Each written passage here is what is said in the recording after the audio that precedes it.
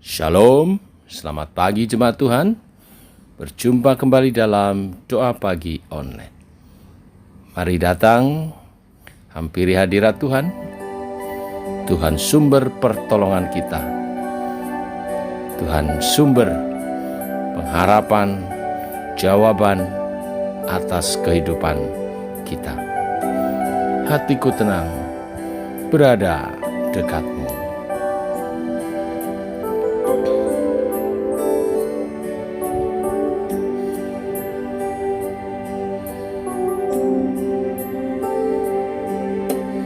Hatiku tenang, berada dekatmu.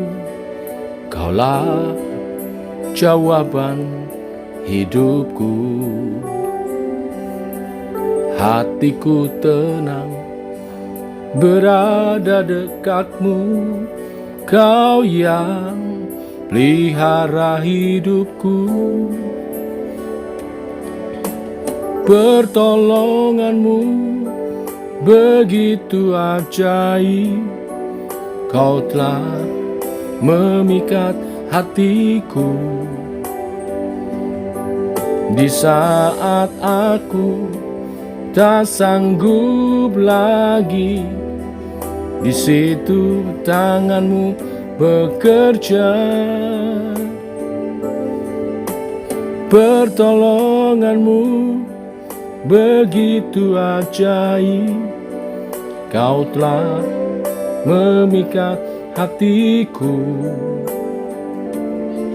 Kini mataku tertuju padamu, ku rasakan kasih-Mu Tuhan.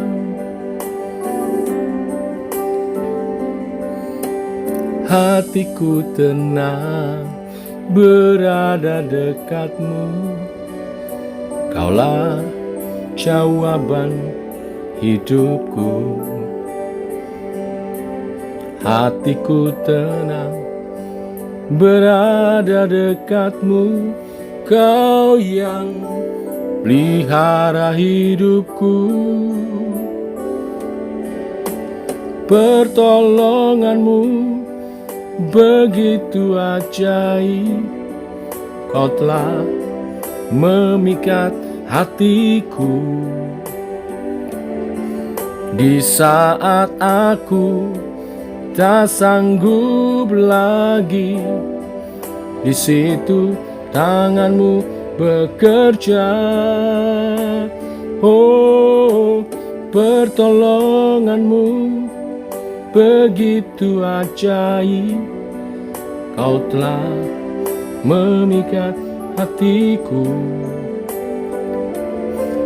Kini mataku tertuju padamu, ku rasakan kasih-Mu Tuhan.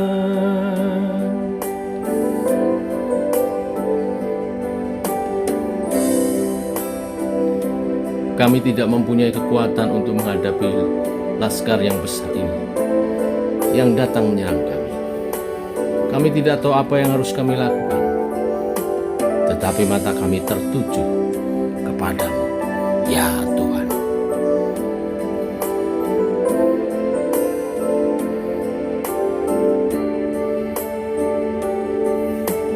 Pertolonganmu begitu ajaib, kau telah memikat hatiku. Kini mataku tertuju padamu, ku rasakan kasih-Mu Tuhan. Kini mataku tertuju padamu, ku rasakan kasih-Mu Tuhan. Kini mataku tertuju padamu, ku rasakan kasih-Mu Tuhan.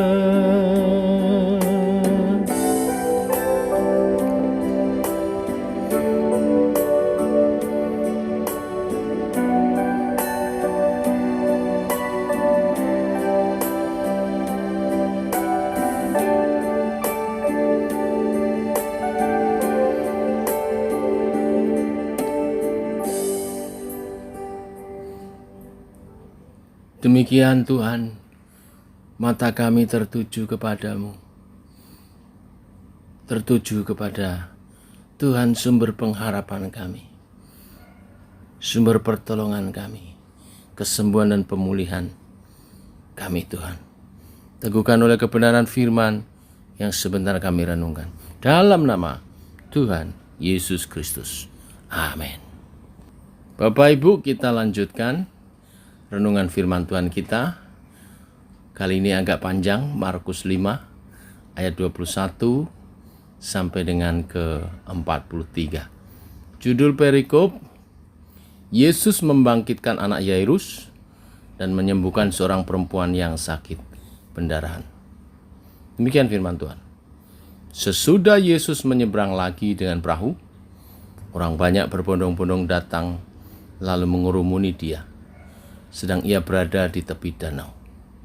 Datanglah seorang kepala rumah ibadat yang bernama Yairus. Ketika ia melihat Yesus, tersungkurlah ia di depan kakinya dan memohon dengan sangat kepadanya, "Anakku perempuan sedang sakit, hampir mati.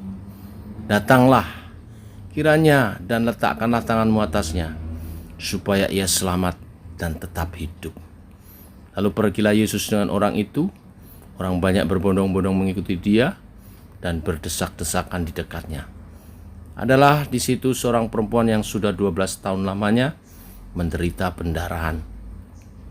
Ia telah berulang-ulang diobati oleh berbagai tabib, sehingga telah dihabiskannya semua yang ada padanya, namun sama sekali tidak ada faedahnya.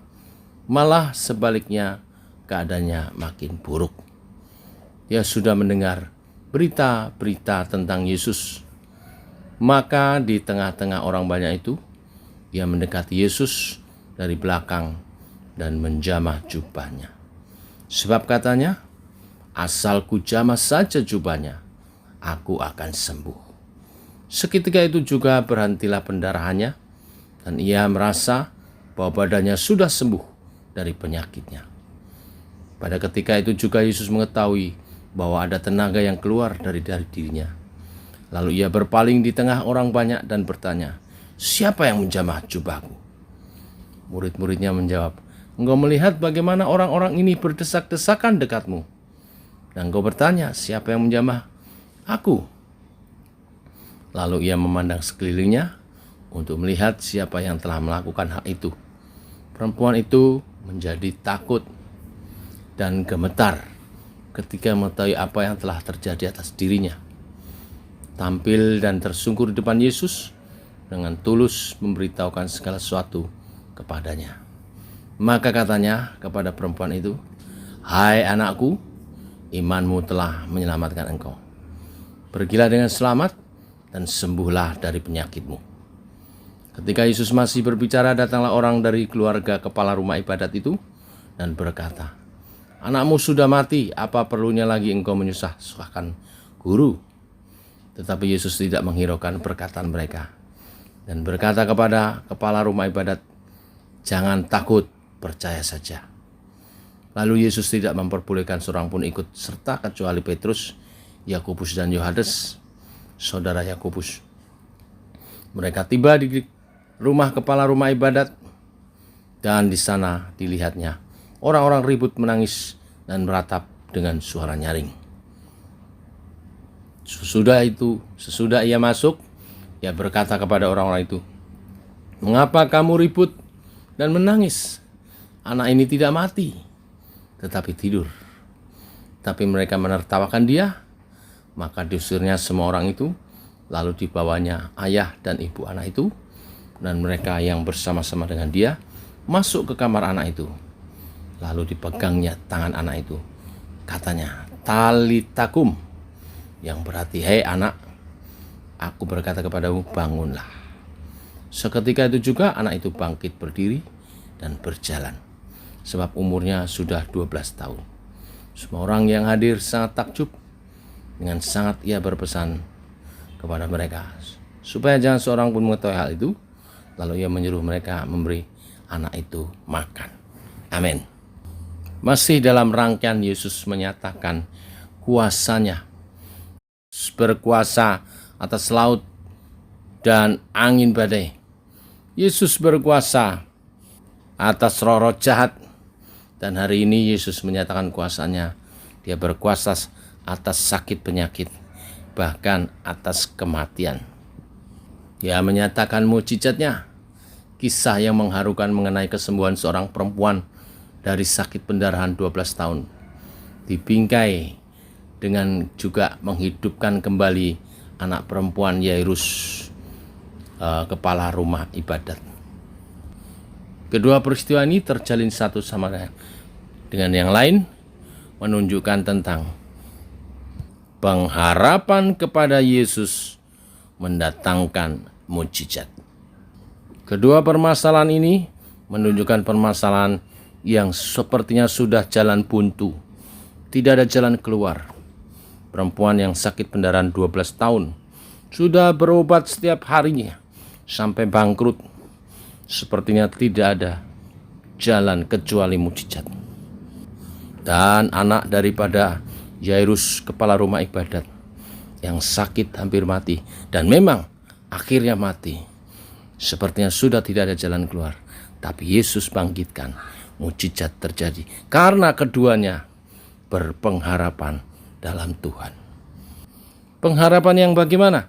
Yang mendatangkan mukjizat daripada Tuhan. Yang pertama adalah pengharapan dengan penuh kepercayaan. Yang pertama, iman itu dinyatakan oleh perempuan yang sakit pendarahan 12 tahun. Dia berkata, asalku jamah jubahnya saja, aku akan sembuh. Ini merupakan pernyataan iman percaya. Saudara berpengharapan dalam Tuhan, berpengharapan dalam iman percaya. Yang kedua, pengharapan dalam iman percaya ditunjukkan oleh Yairus, yang datang memohon dengan sangat kepada Yesus. Di ayat 23, anakku perempuan sedang sakit hampir mati. Datanglah kiranya dan letakkanlah tanganmu atasnya supaya ia selamat dan tetap hidup. Yairus percaya penumpangan tangan Yesus kepada anaknya akan mendatangkan keselamatan, dan anaknya akan tetap hidup. Dari awal Yairus menunjukkan iman percaya. Pengharapan semacam inilah yang disertai dengan iman percaya, tidak goyah, mendatangkan mukjizat bagi kita. Yang kedua, pengharapan yang bagaimana? Yang mendatangkan mukjizat dari Tuhan. Pengharapan yang disertai dengan tindakan iman. Tindakan iman yang bagaimana? Perempuan yang telah mengalami pendarahan selama 12 tahun ini bukanlah masalah yang mudah untuk bisa mendekati Yesus, tetapi dia berusaha, dia mendekati Yesus. Padahal kita tahu peraturan orang Yahudi, orang yang pendarahan itu dinajiskan, tidak boleh mendekati orang lain, harus jauh-jauh. Tapi karena dia menyadari pertolongannya hanya ada pada Tuhan Yesus, maka dia berusaha bagaimana caranya dia bisa datang menjamah jubah Yesus. Datang kepada Tuhan adalah tindakan iman yang menyatakan mukjizat Tuhan. Maka Yesus memuji imannya, memuji tindakannya, dan dia berkata, hai anakku, imanmu telah menyelamatkan engkau. Pergilah dengan selamat dan sembuhlah dari penyakitmu. Bahkan bukan saja mukjizat kesembuhan didapat perempuan ini, tetapi juga keselamatan di dalam Yesus. Hal serupa dinyatakan juga oleh Yairus. Ketika Yesus menyertainya, dibawanya dia ke rumahnya untuk mendoakan anaknya. Dia telah mendapat kabar bahwa anaknya telah mati, tetapi dia tetap berpengharapan dalam Yesus. Dia tetap membawa Yesus datang ke rumahnya, walaupun banyak orang memarahin dia. Untuk apa merepotkan guru lagi? Tetapi Yairus tetap membawa Yesus. Ini adalah tindakan iman, dan itu mendapat respon. Yesus berkata, jangan takut, percaya saja. Terjemahan yang lebih tepat adalah tetap percaya saja. Tetap percaya saja. Dan ketika Yairus tetap percaya kepada Yesus, membawa Yesus bertemu dengan anaknya yang sudah mati, Yesus lalu ayat 41, dipegangnya tangan anak itu, katanya, talitakum, yang berarti hei anak, aku berkata kepadamu bangunlah, atau hei anak bangunlah, maka mujizat kebangkitan terjadi. Anak Yairus yang sudah mati bangkit kembali. Inilah berita firman hari ini. Pengharapan di dalam Yesus tidak pernah mengecewakan. Tetapi pengharapan yang bagaimana? Yang disertai dengan iman percaya sepenuh hati dan tindakan iman melangkah dalam iman percaya. Tuhan memberkati. Mari kita berdoa. Bapa, kami mengucap syukur untuk hari yang baru, hari yang limpah dengan berkat. Cukup bagi kami semua. Selama kami berpengharapan di dalam Engkau, selalu ada jalan keluar. Walau tak lepas dari segala pergumulan, tangan Tuhan menyertai. Bahkan mujizat Engkau sediakan bagi yang percaya dan bertindak dalam imannya, melangkah dalam iman percayanya. Bapa, hari ini kami berdoa secara khusus bagi gerejamu dan pelayanan gerejamu, juga hamba-hambamu yang melayani di gerejamu. Kami berdoa Tuhan, selama masa PPKM ini, mungkin kami tidak bisa mengadakan ibadah secara langsung, tetapi kasih karunia Tuhan dan kuasa Roh Kudus-Mu tetap bekerja dengan memberi hikmat hamba-hambamu menjalankan ibadah secara online dengan baik, sehingga Injil dan berita keselamatan tetap dapat dikabarkan. Firman Tuhan tetap dapat ditabur. Umat-Mu peroleh suluh dan terang bagi jalan mereka, mendapat makanan rohani yang cukup dan tetap sehat secara imani, sehingga bertumbuh dalam iman percaya kepadamu. Waktu-waktu yang dimana kami tidak bisa banyak berkumpul, dipakai setiap umat-Mu untuk berdoa bersama, merenungkan firman Tuhan, quality time untuk keluarga dan doa-doa di dalam Engkau Tuhan. Tolong setiap pemberitaan firman dengan cara-Mu yang ajaib, menjamah setiap hati. Dengan sarana alat komunikasi, dengan sarana multimedia yang ada, semua Engkau pakai untuk kemuliaan nama-Mu Tuhan. Kami berdoa untuk hamba-hamba-Mu Tuhan, jaga lindungi sebagai hamba-hamba Tuhan dari gembala, para pengerja, rohaniwan, para majelis, tetap bersatu padu, mengupayakan segala sesuatu pekerjaan Tuhan tetap berjalan dengan baik. Kami berdoa untuk setiap umat Tuhan, supaya terus menjaga iman percayanya kepada Tuhan. Kami juga berdoa untuk misi penginjilan, biarlah terus berjalan dan berita Injil terus diberitakan. Banyak jiwa-jiwa bertobat karena haus dan rindu akan keselamatan yang daripada-Mu. Engkau adalah jawaban bagi dunia ini yang terjerat dosa, yang terikat. Engkau lepaskan belenggu-belenggu dosa. Engkau beri kelegaan, Engkau beri kesembuhan dan pemulihan, dan akhirnya semua orang boleh mengenal Engkau sebagai Tuhan dan Juru Selamat. Ini kerinduan dan doa kami. Dalam nama Tuhan Yesus kami berdoa, kami mengucap syukur. Amin. Demikian doa pagi kita, saudara. Selamat pagi, selamat berjalan bersama dengan Tuhan. Shalom.